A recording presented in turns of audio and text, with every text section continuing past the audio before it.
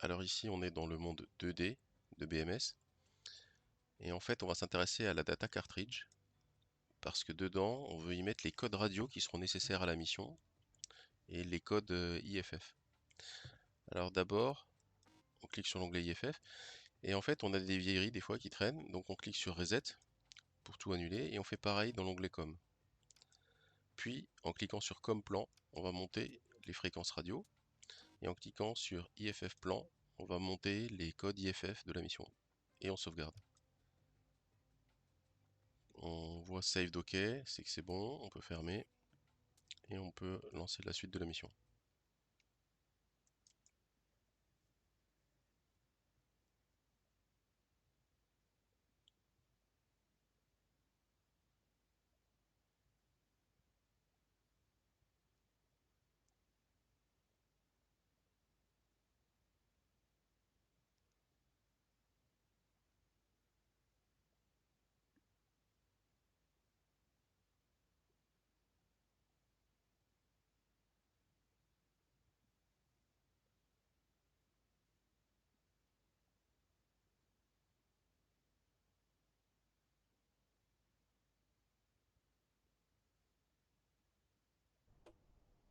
Alors la première chose qu'on fait quand on arrive, c'est qu'on met la manette des gaz à fond en avant, puis on la met à fond en arrière, pour que BMS prenne bien en compte la manette des gaz.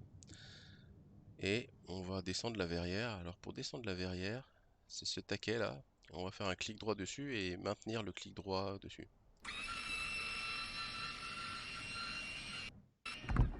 Ensuite on va verrouiller le cockpit. Et on va s'intéresser au panneau ici là, et on va le parcourir du bas vers le haut. Donc en bas c'est la partie lumière, on va monter les interrupteurs à fond. L'anti-collision, l'usage c'est que le leader il choisisse la position 1, le numéro 2, 2, etc. Ensuite les interrupteurs on les passe sur bas, haut, bas. L'IFF on va le mettre sur norme. Et le C et I on va le mettre sur UFC. Engine feed on le monte sur norme. On passe vite sur les radios tant qu'on est là. On monte les coms. On vérifie nos réglages des volumes missiles et menaces. Et puis on va monter le rotatif sur BOSS pour écouter à la fois le COM 1 et le COM 2.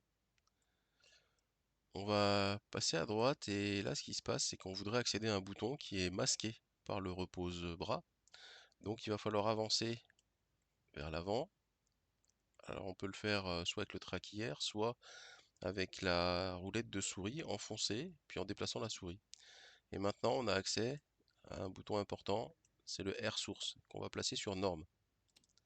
Tant qu'on est là, on va déjà préparer la centrale inertielle et la monter sur norme aussi. Ensuite, on va se repositionner sur la vue qu'on avait par défaut, voilà, et on va démarrer le moteur. Alors on va commencer par la partie électricité, on va monter cet interrupteur sur main power. Ça se fait en deux clics gauche parce que le premier clic gauche va nous monter sur batterie. Et ensuite ici pour démarrer le moteur, on va choisir le start 2 et donc on va faire un clic droit. En fait les interrupteurs on les monte avec le clic gauche et on les descend avec le clic droit. Quand on a fait ça, on va aller regarder une jauge, celle des tours minutes, qui est à l'avant à droite. Et en fait, on veut attendre que les tours minutes soient sur le repère 25, stabilisé. Alors, tous les modèles de F16 n'ont pas la même jauge, mais on cherche quand même à une aiguille stabilisée sur le 25.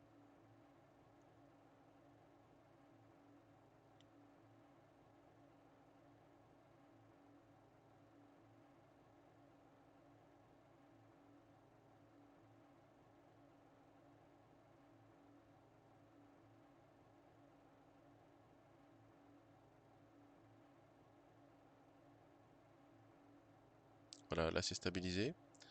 Et donc on va sur la manette des gaz. Et sur la manette des gaz, ici, là, il y a un levier. Et ça, on appelle ça la détente. Et on va l'actionner. Voilà. Maintenant qu'on l'a actionné, on monte un petit peu la manette des gaz. Et pour se rendre compte de combien on l'a monté, on peut appuyer sur Shift 3. Et ici, là, on voit de combien on l'a monté. Alors maintenant qu'on a fait ça, on retourne sur nos jauges. Et cette fois-ci, on va s'intéresser à la jauge F-tit en plus des tours minutes. Alors on est content de voir qu'en fait les deux montent finalement un peu en coordination. Quand on arrive sur 60 ici, on arrivera sur 6 ici. Et le projet là, c'est de bien surveiller cette aiguille, parce qu'en fait, quand elle va arriver aux environs du 7, il ne faudrait pas qu'elle continue à monter, il faudrait qu'elle revienne en arrière et redescende un peu au niveau du 6. Sinon, c'est on peut avoir une chauffe moteur et il faudrait arrêter le moteur. Donc là, c'est bon, tout va bien, on peut couper les gaz. Maintenant, tant qu'on est là, on va descendre en bas en bas à droite du joystick et on va monter les interrupteurs ici. Et on va continuer à droite, on va monter l'oxygène. On va monter l'anti-ice. Et là, il est sur off, on va le mettre sur on. Un clic, deux clics. Et on le remet sur auto avec un clic droit de la souris. Voilà. Ici, la centrale inertielle, on l'avait déjà faite. Mais on va monter maintenant tous les autres interrupteurs là. Celui-là ne se monte pas. Alors quand on a fait ça, on va tout à l'arrière à gauche de l'avion. Et là, on va en fait on va faire le reset des commandes de vol électrique, c'est cet interrupteur là. Alors on va cliquer dessus et quand on va cliquer, il va tout de suite redescendre. Voilà. Alors maintenant que c'est fait, tout en remontant là, on peut allumer, enfin préparer en tout cas les contre-mesures électroniques. Donc le premier interrupteur on le monte à fond et le deuxième on le met en position 3 et un programme qui est assez versatile, c'est le numéro 4. Ensuite, tout en montant, on peut ici armer le siège éjectable. Alors ça se fait avec un clic droit et on cherche la zone cliquable qui est vers le bas là au niveau du E de éjection. Quand on a fait ça, on peut s'intéresser ici au panneau des leurres. Et en fait, on va monter tous les interrupteurs sauf le jet qui, je crois, euh, c'est en fait jettison, donc pour s'en débarrasser. Et on n'oublie pas ici le mode de passer en mode manuel. Une fois qu'on est là, c'est intéressant d'allumer le RWR et une fois qu'il est allumé, en cliquant ici là sur Power, on monte tout de suite pour appuyer sur le bouton End Off. Voilà, et on peut revenir en bas, continuer le ramp. Alors là, on a ici le viseur de casque. Alors tous les F-16 n'en ont pas. Celui-là en a un, donc je le monte. Maintenant que le moteur est démarré, on peut engager les freins. Donc ici, là, parking brake, je le monte avec un clic gauche. On continue de monter. Et ce qu'on peut faire, maintenant qu'on est là, c'est monter en fait, allumer le HUD en faisant rouler la roulette de souris vers le haut au niveau de la molette blanche ici. Voilà. Maintenant qu'on est là, on peut s'intéresser ici au MFD de droite. Alors, on peut commencer par charger la data cartridge qui contient les fréquences radio et les codes IFF. Donc on va cliquer sur l'OSB du DTE, puis sur l'OSB load.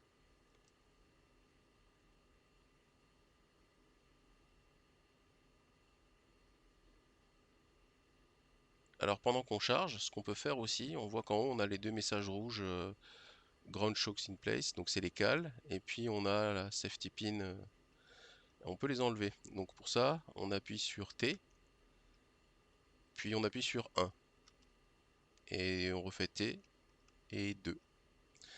Pendant ce temps, donc la data cartridge a été chargée. Ce qu'on peut faire aussi, c'est on a initialisé les commandes de vol électrique, mais il y a des messages d'erreur qui traînent suite, suite au fait que le moteur n'était pas allumé et on peut aller les effacer et c'est bien de les effacer. Donc on clique sur HSD, test, et sur le bouton USB Clear pour effacer les anomalies. Ensuite on reclique sur test et on revient sur HSD. Alors maintenant qu'on est là, on va s'intéresser un peu à l'ICP là, c'est ce bloc de boutons, de commandes, et à ce petit écran qui est lié à l'ICP. Alors pour commencer, on va chercher à afficher dans le DED une page un peu plus sympa que celle-là. En fait, on cherche à avoir celle-là toujours. Voilà. Et maintenant, on va régler le viseur de casse parce qu'on voit qu'en fait, ici, là, ça nous affiche rien du tout. Et pour le régler, on va cliquer sur Liste. Ensuite, on passe sur, donc on voit sur le DED les différentes choses possibles. Nous, c'est le miscellaneous qui nous intéresse là, donc c'est le code, c'est le 0. Ensuite, HMCS, c'est le viseur de casse, donc il y a le petit R qui est surligné, ça fait référence au R de RCL, donc on clique sur RCL. Et là, on va cliquer sur séquence pour passer à la page suivante. Et maintenant, on va recliquer sur 0 pour engager le processus d'alignement de viseur de casque. Voilà. Donc là, on aligne les deux croix. Voilà. Et on appuie sur le bouton pour aligner le viseur de casque. Par défaut, c'est la touche insertion du clavier. On voit que l'alignement est OK. Et on retourne sur notre page du DED qu'on aime bien. Celle-là. Voilà. Alors maintenant que c'est fait, on s'aperçoit ici que le align clignote. Alors c'est que la centrale inertielle elle est prête. Donc on va vers la centrale inertielle et on la fait passer en mode nav. Voilà. En ayant fait ça, on constate que le plan de vol apparaît maintenant sur le MFD de droite. Et ici là, avec ces deux OSB là, celui-ci et celui-là, on peut zoomer, dézoomer. Alors il y a quelque chose qui peut être intéressant. C'est en fait, là on voit que l'avion en fait c'est notre avion, ça représente notre avion, il est un petit peu vers le bas du MFD. On peut le centrer en cliquant sur DEP. Voilà. Dans certains cas c'est intéressant de voir un petit peu plus ce qu'il y a derrière, des fois non. Ensuite, souvent le leader en fait, le leader souhaite connaître sa distance par rapport à nous et pour ça on a un appareil, le TACAN, qui peut nous permettre de faire ça. Et donc pour y accéder, on appuie ici sur le bouton de l'ICP numéro 1. Alors là, on voit que le DED nous affiche TCN, donc on est bien sur le TACAN, mais là on est en T/R, ça représente en fait les TACAN qui communiquent avec le sol, et nous on veut, enfin le leader souvent souhaite qu'on communique avec lui, donc pour ça on passe en mode RR, et pour ça c'est le bouton SEC. Voilà, là on est passé en TACAN RR, et ici on va rentrer la fréquence. Alors, c'est tout un système de calcul pour avoir cette fréquence-là. En général, le leader va nous dire ce qu'on va y mettre.